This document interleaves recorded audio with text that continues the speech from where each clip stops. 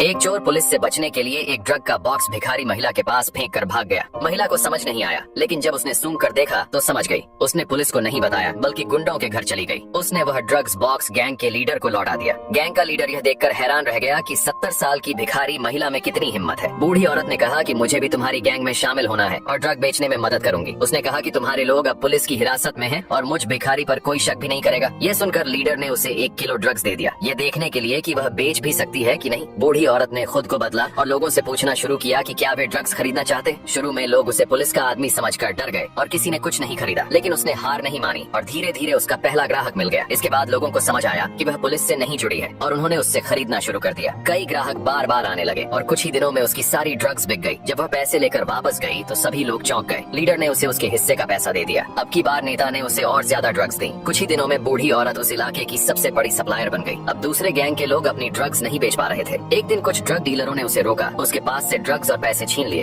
और उसे धमकाया कि वह अब वहाँ न बेचे। लेकिन बूढ़ी औरत ने हार नहीं मानी। उसने ड्रग्स को अंडों के साथ मिलाकर छोटे छोटे केक बनाए, फिर अपने कुछ दोस्तों को घर बुलाकर उन्हें चखाया। सभी को केक बहुत स्वादिष्ट लगे। अब उसने इन ड्रग्स वाले केकों को बेचना शुरू किया। एक ही सुबह में उसके सारे केक बिक गए। वह फिर से पैसे लेकर नेता के पास पहुंची। इस हफ्ते में वह 3 बार आ चुकी थी और उसकी बिक्री गैंग के बाकी सदस्यों की साल भर की कमाई से भी ज्यादा थी। अब बूढ़ी औरत ने अपना कमीशन बढ़ाकर 30% मांगा। नेता को यह पसंद नहीं आया, लेकिन बूढ़ी औरत ने कहा कि अगर वह नहीं मानेगा तो वह किसी और से माल ले लेगी। मजबूरी में लीडर को मानना ही पड़ा। केकों में ड्रग्स होने की वजह से लोग उसके आदी हो गए। अब ज्यादा से ज्यादा लोग केक खरीदने आने लगे। कुछ ही दिनों में फिर से उसका सारा माल बिक गया। अब लीडर ने उसे और भी ज्यादा ड्रग्स दी, लेकिन बूढ़ी औरत जानती थी कि वह अकेले सब कुछ नहीं कर सकती। उसने उन गैंग के लोगों को बुलाया जिन्होंने पहले उसे लूटा था। शुरू में वे उसका मजाक उड़ाने लगे, लेकिन जब उन्होंने उसके बनाए केक खाए तो समझ गए कि इनमें आटा और ड्रग्स दोनों मिले हैं। बूढ़ी औरत ने उन्हें केक बांटने में मदद करने के लिए कहा और 15% कमीशन देने का वादा किया, जिससे वे मान गए। अब लोग लगातार उसके घर केक खरीदने आने लगे। बूढ़ी औरत ने अपने दोस्तों को भी केक बनाने के काम में लगा लिया। इस तरह वह अपने केकों के जरिए बहुत पैसे वाली हो गई। भिखारी से करोड़पति बन गई।